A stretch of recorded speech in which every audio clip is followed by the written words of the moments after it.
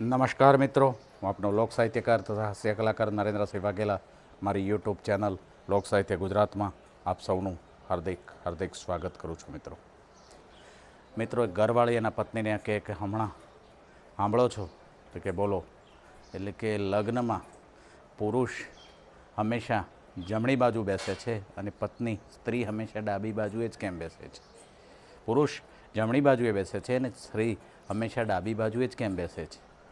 એટલે પતિએ જવાબ દીધો કે રોજમેળમાં નફા નુકસાનના ખાતામાં આવક હંમેશા જમણી બાજુ જ લખવામાં આવે છે અને જાવક ખર્ચા હમણાં ડાબી બાજુએ જ હોય છે. જાવક અને ખર્ચા હંમેશા ડાબી બાજુએ જ હોય છે.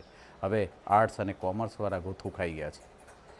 ભાઈ ઝાડા થઈ ગયા પછી એક ડૉક્ટર પાસે જઈને કીધું, સાહેબ ઝાડા ખૂબ થઈ ગયા છે.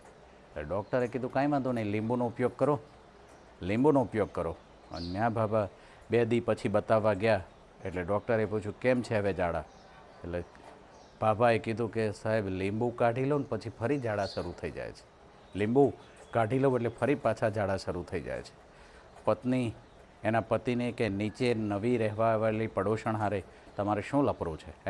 તો કે નવી રહેવા આવેલી પડોશણ હારે તમારે શું લફરું છે? ઓલું કે કાંઈ નહીં. તો કે ભગવાન ભોળિયાનાથની મહાદેવની સોગંદ ખાઈને કહ્યું કે તમારે એની હારે કોઈ લફરું છે?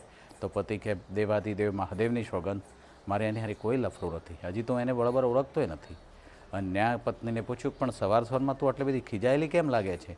અન પત્નીએ જવાબ દીધો કે સવારના 2 કલાકથી લોકોને ઝઘડો હાલે છે ધણી ધણિયાણીને, અને એની પત્ની વારે વારે એમ જ બોલે છે કે તમે મારું કશું જ બગાડી શકવાના નથી, કારણ કે મારો ધણી તો ઉપરવાળો મારી હારે છે.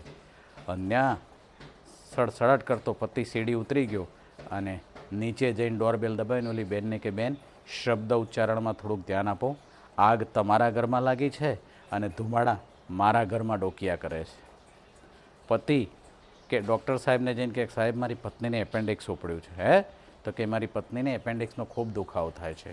તો ડૉક્ટર સાહેબ કે પણ ગઈ સાલ તો આપણે ઓપરેશન કરી અને એમનું એપેન્ડિક્સ કાઢી નાખ્યું હતું ને.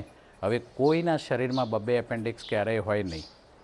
અને ડૉક્ટરને ઓલો પતિ કે સાહેબ તમે હાવ સાચા છો, પણ કોઈના ઘરમાં 2 પત્ની તો હોય ને. કોઈના ઘરમાં 2 પત્ની તો હોય ને. ભૂરો દુકાનદાર કાકાને કે કાકા કાલે મને PhDની ઉપાધિ મળી. એટલે કાકા કે શાબાશ દીકરા. એટલે ભૂરાએ કીધું કે હવે કાકા મારા બધા જ ઉધારીના ચોપડા હેઠા ઉતારો. અને બાબાએ મહેનત કરીને માળિયામાંથી બધા ચોપડા હેઠા ઉતાર્યા અને પછી ઓલાની સામે જોયું.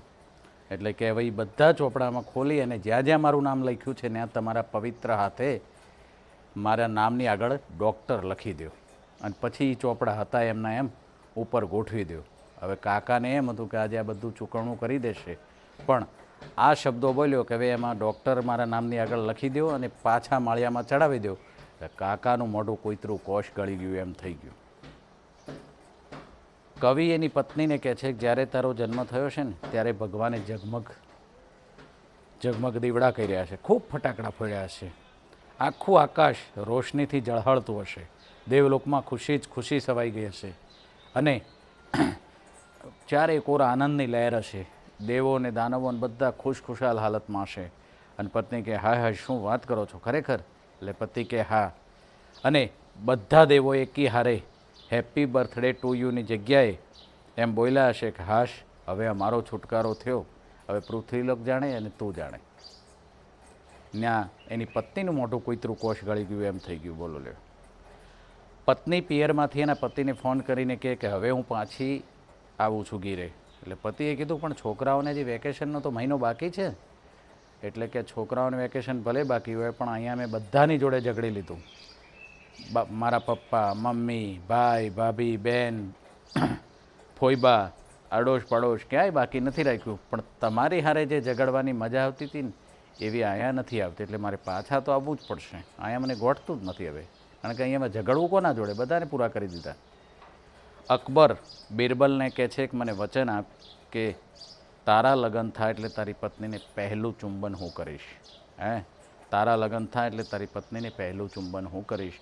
અને આ બિરબલે કીધું કે જહાપના કોઈ વાંધો નહીં, પણ તમારે પણ મને એક વચન દેવાનું છે કે તમારી સગી બહેનની હારે જ મારા લગ્ન થાય. હવે અકબર અંધારા ઓરડે જઈ અને બેભાન અવસ્થામાં પડ્યો છે. મોદી સાહેબ પાકિસ્તાનને ઉડાડે કે ના ઉડાડે, મોદી સાહેબ પાકિસ્તાનને ઉડાડે કે ના ઉડાડે, પણ આ અંબાલાલ કાકા આપણા છાપરા અને પતરા ચોક્કસ ઉડાડશે. નથી કહેતા કે મોદીજી ગુજરાતી, ગાંધીજી ગુજરાતી, અને આપણા અધૂરામાં પૂરા અંબાલાલ પણ Gujarati. Thank you very much.